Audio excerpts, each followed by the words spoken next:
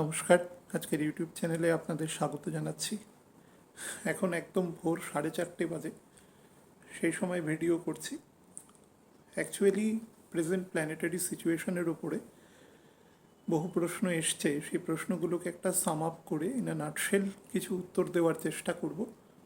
তো সেই হিসাবেই করছি। কোনো বিশেষ প্ল্যানেটারি মুভমেন্ট এই মুহূর্তে নেই, অন্তত 4-5 দিনের মধ্যে তো নেই। আজকে 7 তারিখ, এখন সকাল 4:30 বাজে। তো সেই হিসাবে আলাদা করে করছি না, 2-4 দিন পরে করব সেটা।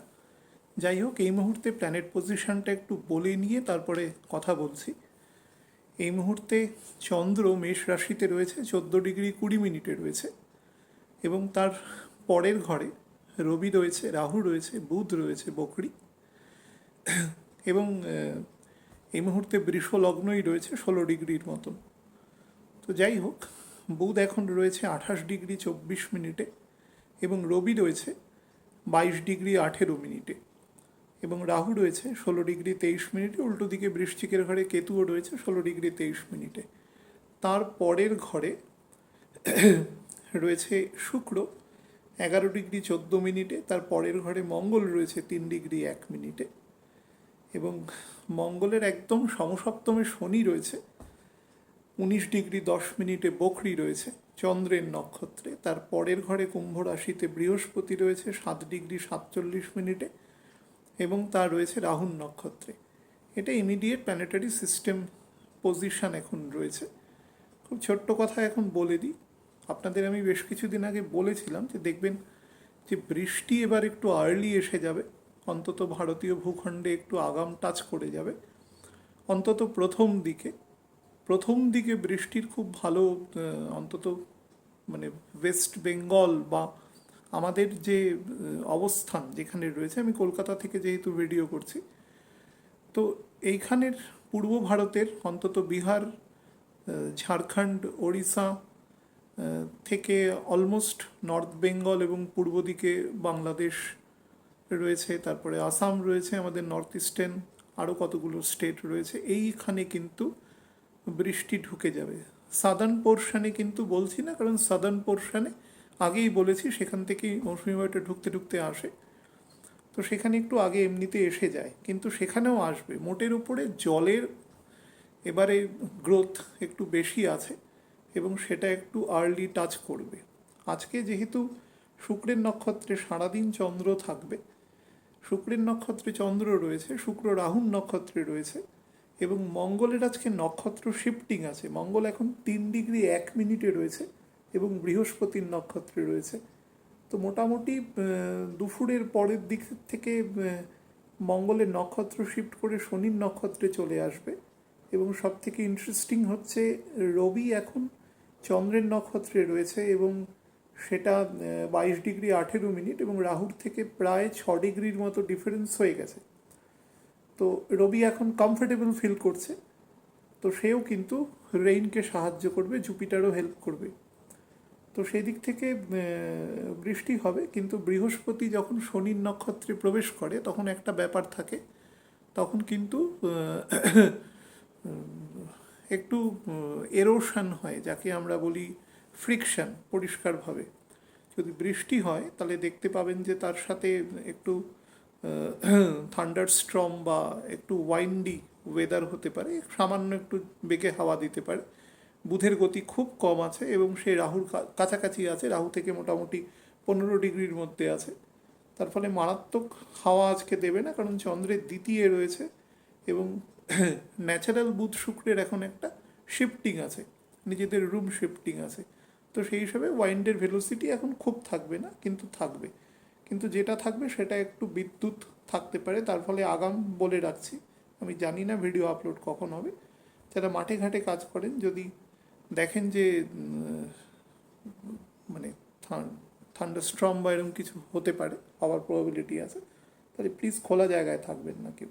এবং এটা কিন্তু আজকে অলমোস্ট সারাদিনই চলবে। আমি 3টে কথা এখানে আপনাদের বলিনি। কিছু কিছু প্রশ্ন এসছে আমাকে, একজন আমার মানে যিনি আমার চ্যানেল দেখেন আর কি, তিনি আমাকে স্ক্রিনশট তুলে কিছু প্রশ্ন পাঠিয়ে দিয়েছেন। ইউজুয়ালি আমি তো দেখি না এগুলো, তো পাঠিয়ে দিয়েছেন। তার মধ্যে বেশ কিছু প্রশ্ন এসছে, সেখানে কিছু কিছু প্রশ্নের কোনো মানে নেই, যেখানে কোনো ডিগ্রি নেই, ডেট অফ বার্থ নেই, কিছু নেই, হাতের পজিশন নেই, কিছুই আমি জানি না, সেগুলোর উত্তর দেওয়ার আমি প্রয়োজনও মনে করছি না। কিন্তু একটি খুব ইন্টারেস্টিং প্রশ্ন এসছে যে যে শনি এবং বৃহস্পতি যদি কাছাকাছি অবস্থান করে তো দুটোর মধ্যে কি ফল দিতে পারে। যেহেতু এখন কাছাকাছি অবস্থান আছে, দুজনের মধ্যে তো বেশি ডিগ্রিগত ডিফারেন্স নেই, 15 ডিগ্রির মতো ডিফারেন্স রয়েছে, 15, 16, 17 ডিগ্রির মতন ডিফারেন্স আছে। তো সেই হিসাবে এটাকে কাছাকাছিই বলা যায়, কারণ দুজনেরই জায়েন্ট প্ল্যানেটস আর কি। আপনাদের একটা জিনিস বলে রাখি, দুজন বিপরীত মেরুর মানুষ যদি কাছাকাছি আসে তাহলে সেখানে কনফ্লিক্ট হয়। এটা নর্মাল ব্যাপার। বিপরীত মেরু মানে যারা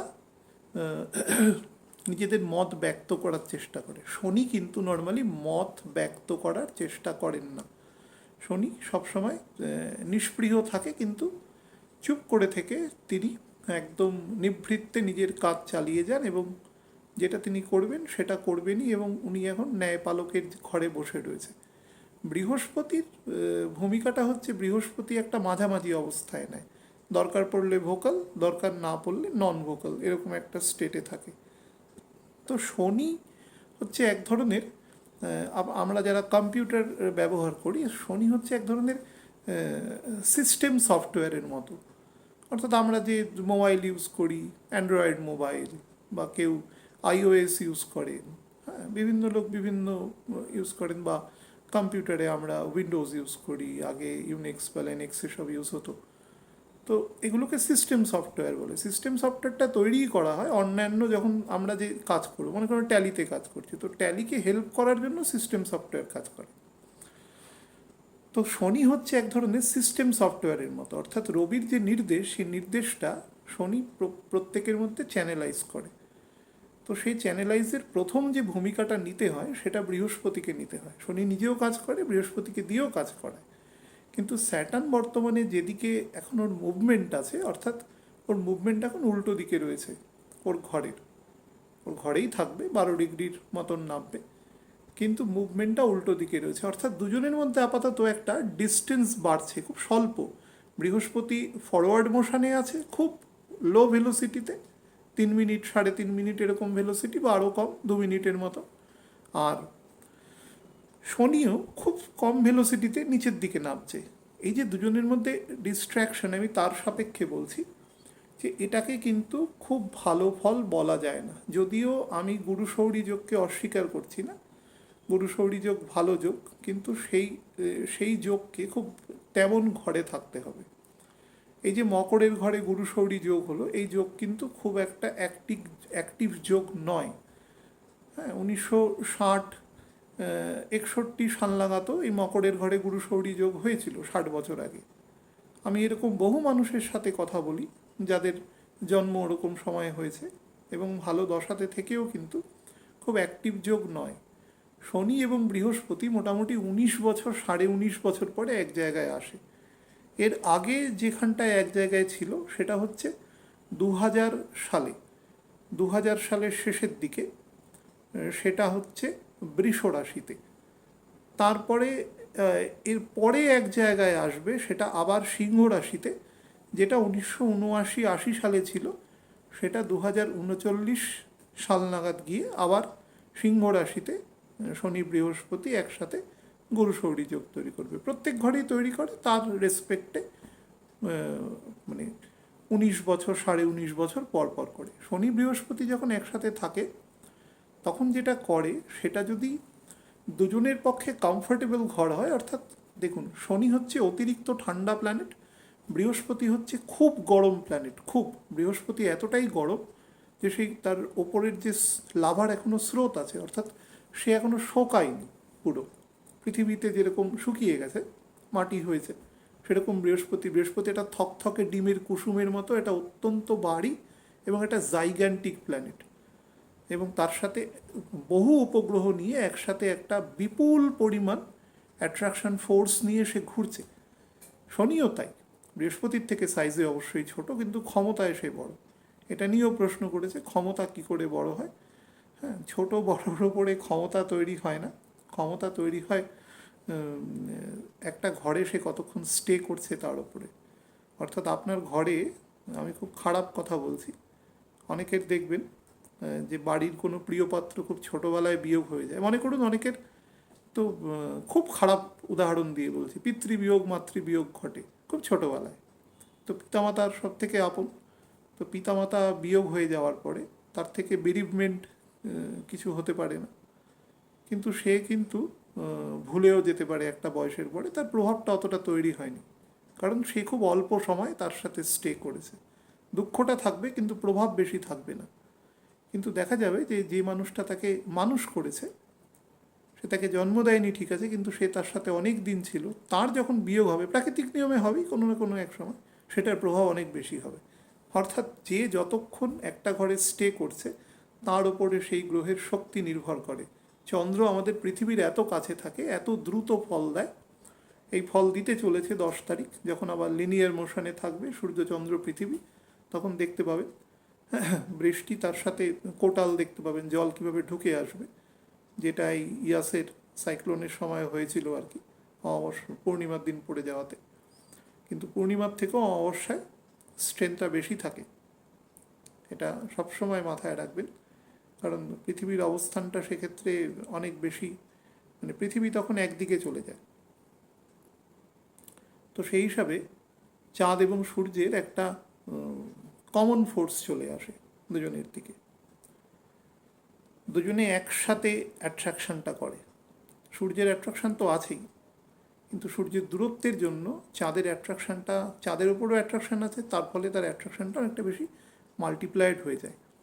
তো সেই দিক থেকেও বলবো যে 10 তারিখও প্রত্যেকে, যদি বৃষ্টি হওয়ার শতকরা 80% সম্ভাবনা আছে, 80 কিংবা তারও বেশি, তো সেই হিসাবে যারা মাছ ধরতে যান বা এরকম কিছু, তারা কিন্তু ওই দিন একটু বুঝে কাজ করবেন, সমস্যা থাকতে পারে। তো যেটা হয় সেটা হচ্ছে, দুজনের মধ্যে যদি সমগুণ সম্পন্ন ঘর হয় তাহলে কিন্তু ফল ভালো দেবে, খুব ভালো ফল দেবে। যেরকম 1981 সালেই শনি বৃহস্পতি কন্যা রাশিতে অবস্থান করেছে।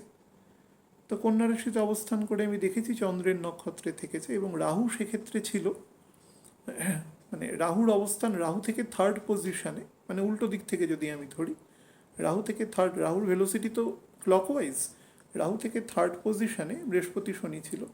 আমি সেক্ষেত্রে সেরকম বহু মানুষকে দেখেছি, রাহুর দশায় অপ্রত্যাশিত উন্নতি দেখেছি, এরকম অনেক মানুষের। কিন্তু বারবার বলেছি, রাহুর দশায় উন্নতি কিন্তু রাহুর দশার সাথে সাথেই বিলীন হয়ে যায়। অর্থাৎ সেই মানুষ সেই প্রফেশনের সাথে শতকরা 98% ক্ষেত্রেই আর থাকেন না, তার প্রফেশন শিফট করে যায়, তিনি অন্যভাবে জনপ্রিয়তা বা প্রতিপত্তি লাভ করেন, সেই প্রফেশনের সাথে তিনি অ্যাটাচমেন্ট আর থাকেন না। নর্মালি সেটা হয় রাহু যাদের, তার দশাতে ডেভেলপমেন্ট দেয়।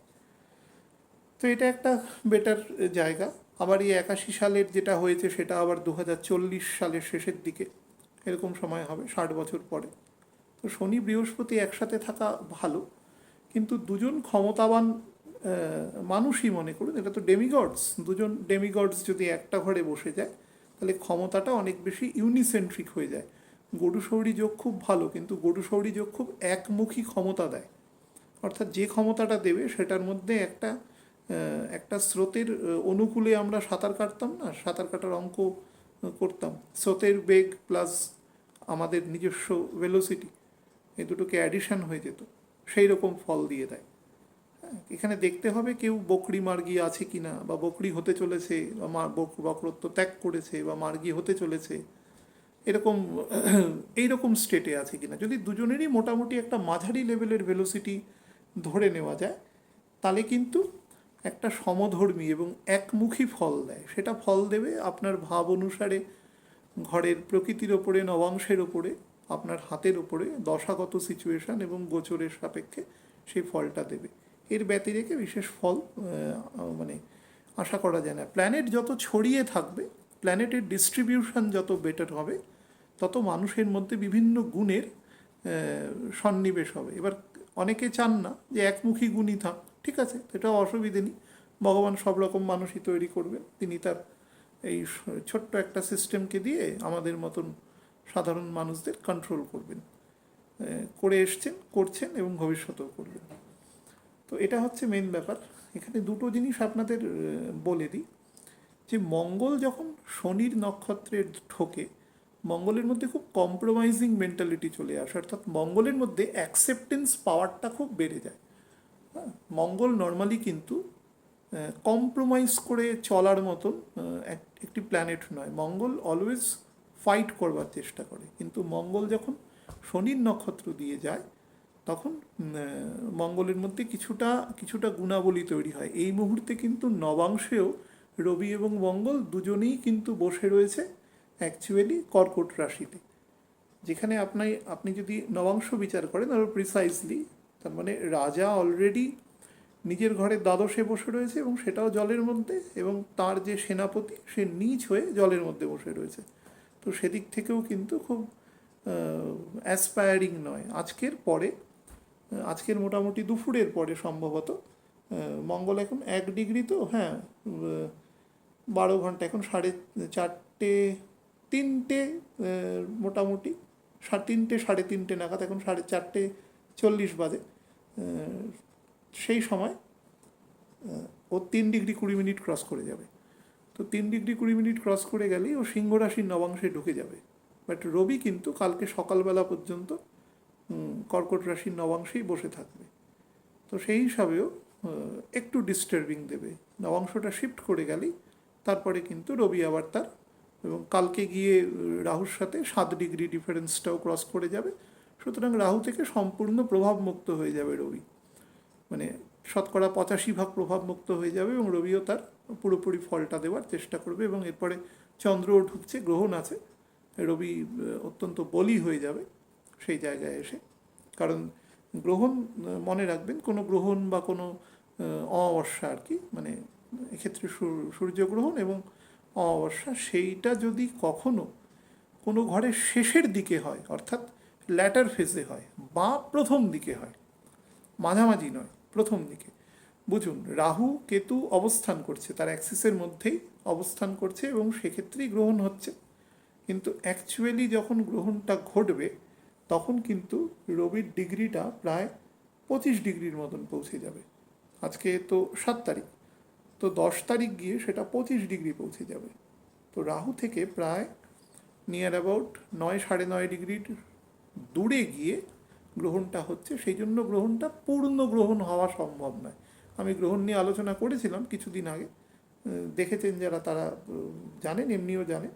তো এটা পূর্ণ গ্রহণ হওয়া সম্ভব নয়, গ্রহণটা পরে গিয়ে, কিন্তু গ্রহণটা বলি, অর্থাৎ ঘরের শেষে গিয়ে যখন হচ্ছে, মঙ্গলের নক্ষত্রে হচ্ছে, তো সেই গ্রহণ খুব বলি। এবং রবি কিন্তু তারপর থেকে একটু ডিস্টার্বড চলবে পরবর্তী সূর্যগ্রহণ পর্যন্ত, সেটা আমি অলরেডি বলে দিয়েছি।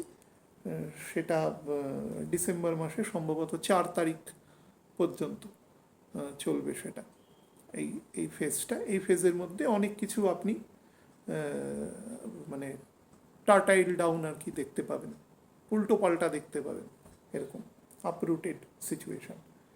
তো as a whole planet position একটা জিনিস শুধু বলে দিই, যে বৃহস্পতির গতি এখন এত কম আছে, এত কম, মানে যেটা আমি আগের দিন আলোচনা করতে গিয়ে বলেছিলাম, এখন velocity is a very low and going to be retrograde. এই রেট্রোগ্রেড সিচুয়েশানে যখন কোনো প্ল্যানেট আসে, প্ল্যানেট অত্যন্ত বলি হয়ে যায়।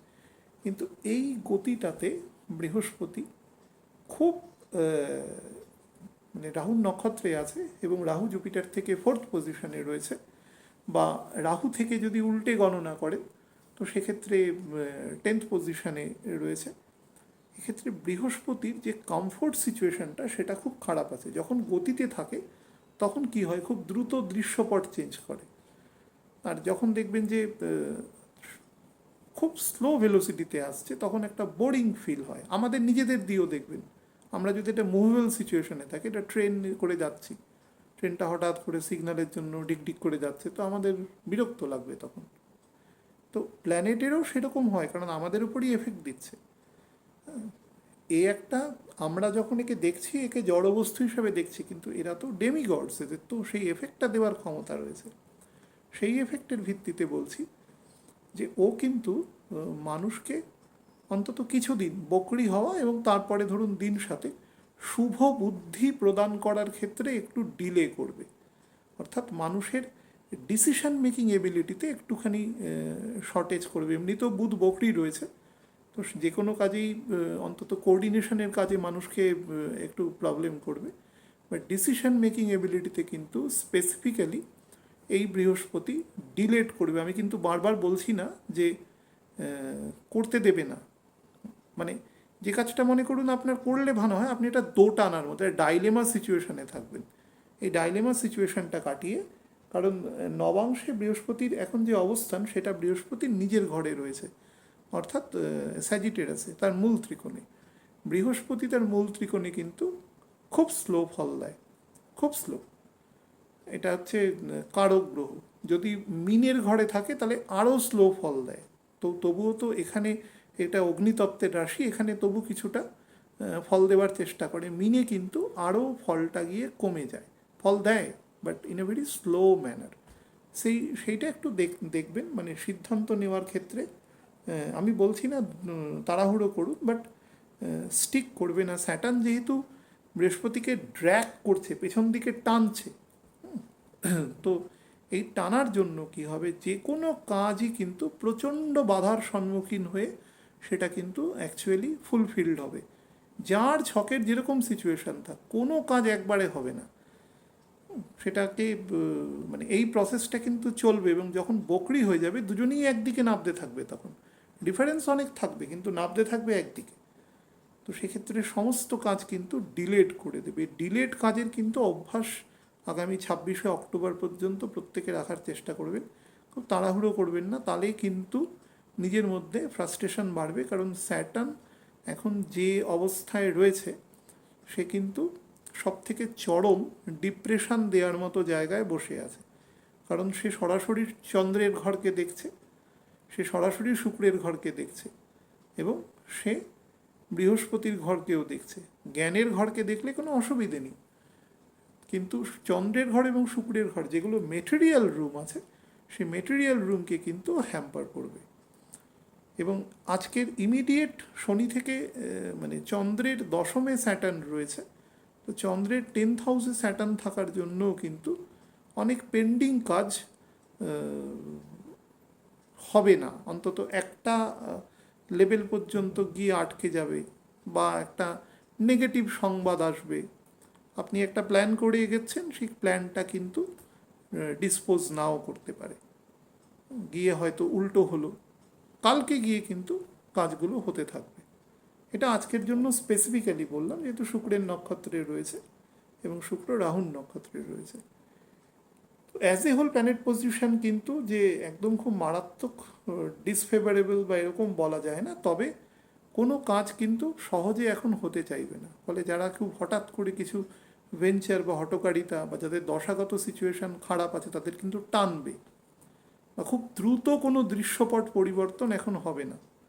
দৃশ্যপট পরিবর্তন একটু বেটার হবে 26-27 জুন থেকে ওই অগাস্টের ধরুন 3rd উইক পর্যন্ত। তারপরে কিন্তু সময়টা আমি যেরকম বলেছি যে অগাস্টের ফ্যাগ এন্ড থেকে সময়টা আস্তে আস্তে নেগেটিভ হবে, এবং সেপ্টেম্বরের 6-7 তারিখ থেকে কিন্তু অক্টোবরের 26 তারিখ পর্যন্ত it will be remained to some extent negative.